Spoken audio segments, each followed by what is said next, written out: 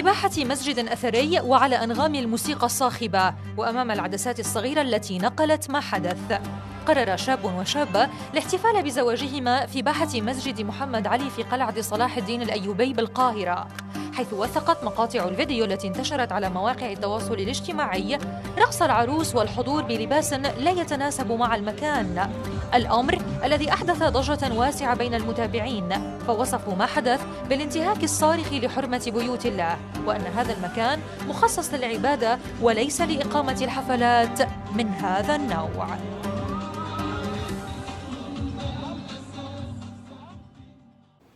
السلام عليكم ورحمة الله وبركاته. ايه ده بقى يا جماعة اللي احنا شفناه ده ايه؟ الفيديو اللي احنا شفناه ده ايه؟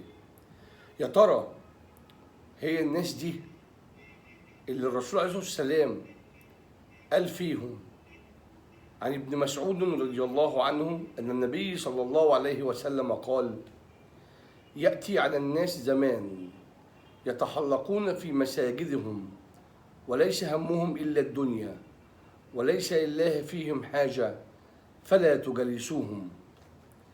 تفتكروا هو ده؟ هو الزمن ده؟ هي الناس دي؟ بيوت الله اتعملت للعبادة، نعبد ربنا. بيوت الله فيها الملائكة. بيوت الله ما ينفعش إن احنا نشيء ليها بالرقص والغناء والعري. فرح اتعمل في باحة المسجد،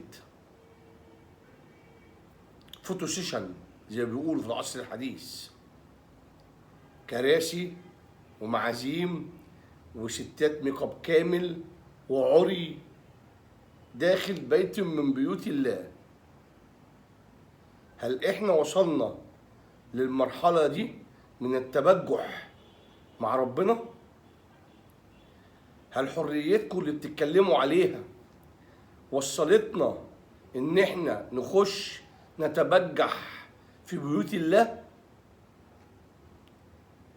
بصراحة انا مش مستغرب الأوبئة والغلاء اللي احنا عايشين فيه، مش مستغربه، لأن الناس تخطت الحدود. الجوامع يا جماعة اتعملت بيوت الله لذكر الله وللسجود وللصلاة. احنا هناخدها ونروح بيها فين بقى؟ احنا فعلا في آخر الزمان، احنا ناقصنا بس المسيح الدجال يطلع، ومش هناخد فيه وقت لأن احنا جاهزين. أنا مش لاقي كلام اقوله. المشهد مسيء جدا. فين وزارة الاوقاف من المشهد ده؟ ازاي سمحت بحاجة زي كده؟ ازاي اسمح بساحة مسجد فراشة ورقص وغنى؟ ده يعني السيدة المذيعة اللي عملت الحفلة دي، ده انتوا لما بيجيلكوا شيخ في حلقة من حلقاتكم في التلفزيون بتحطوا حاجة على راسكم احتراما للشيخ، فما بالك وانتوا في بيت من بيوت ربنا؟ ايه المشاهد اللي انا شفتها دي؟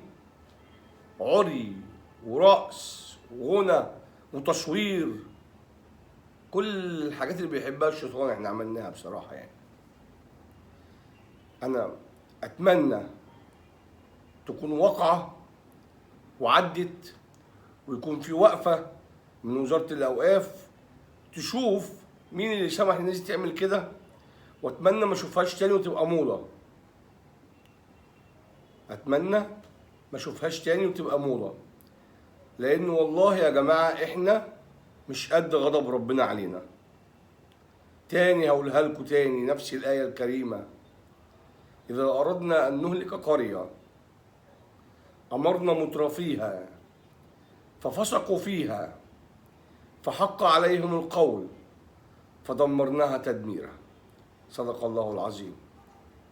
بالله عليكم يعني أنا مش عارف أقول إيه. أنا كل اللي يهمني دلوقتي ما تبقاش موضة، ما تبقاش بيوت ربنا قاعات افراح. يعني احنا كده في اخر الزمن فعلا. انا اتمنى ده ما يحصلش. ان شاء الله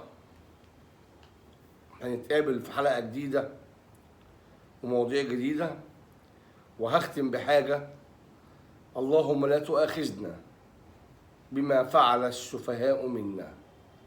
السلام عليكم ورحمة الله وبركاته.